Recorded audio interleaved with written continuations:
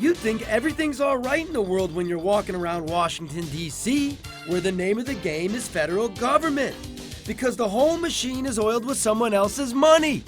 Your money. I mean, we have brand new restaurants going up. There is not a single closed store I'm aware of. No closed storefronts in downtown Washington. There are, hiring signs everywhere. It's unbelievable. You should move here. I can't afford it. You gotta work for the government, man. The majority of congressmen are millionaires, and they either don't get it or don't care. I don't think Washington fixes itself. I mean, if you continue to send career politicians to Washington, that their goal is to get reelected, and their goal is not to fix the country. Fixing the country should cause you to lose your election. Politicians out to lunch that either we or lobbyists paid for. Now just take a look at a typical day for a senator. First, he gets chauffeured to work. We pay for their cars. Now before he goes to vote, the senator may get a taxpayer-subsidized haircut at the Senate barber shop. Yep, a Senate barber shop. Senate hair care. Had to bail them out a couple years ago. Seriously, $350,000. The senator may then stop into the powder room to freshen up. They clean the congressional commodes about every hour. Two-ply toilet paper.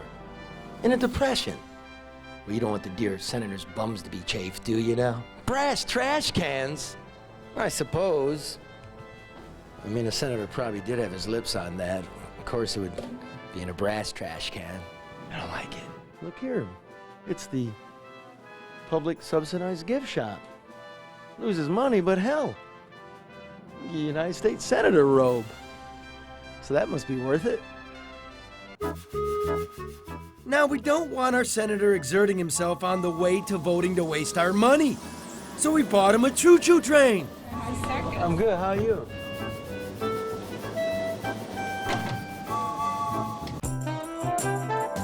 When the dear senator gets to the senator's only elevator, an attendant is there to press the button for him.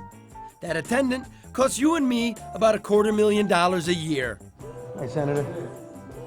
So don't you think there's some cutting of waste we could be doing in the Capitol, sir? Sir? Sir? Now, we took our findings to a special committee on public waste. $250,000 a year for people to push elevator buttons? Yes, sir, that is correct. We don't want senators breaking their fingernails. Are you telling me we're spending $400,000 a year on a barber shop? Yes, sir, that is true, but they do a great job in 20 minutes or less. Are you telling me there's unlimited two-ply toilet paper in the Senate toilets? But not only that, we pay for cars, we pay for meals, and we pay for travel. It's great to be a senator. You're out of order. This whole thing's out of order. This is all just a drop in the bucket for a federal government running a yearly deficit of more than $500 billion. The real problems are we're spending money we don't have on things we don't need. We've ignored the Constitution and its enumerated powers. Do they have any balls here? They have the balls to do the right thing. Some do. Enough? No. Little bitty ones. Not enough. Micro-organs. Micro-organs. Small stones. BBs. BB balls. Take the Pentagon. A military blimp that cost $300 million was scrapped after making a single flight over New Jersey. Everybody knows what happens when you fly a blimp over New Jersey. First in the flesh, get it started. All the humanity and all the... The Department of Defense's books are not reliable. The Department of Defense financial statements are not reliable. Are not reliable. That's correct. DoD is the only federal agency which has not passed a financial statement audit. They've been... Senator Coburn tried to get a law passed requiring the Pentagon to show how it's spending our money. Seems simple, but the idea died in the Senate.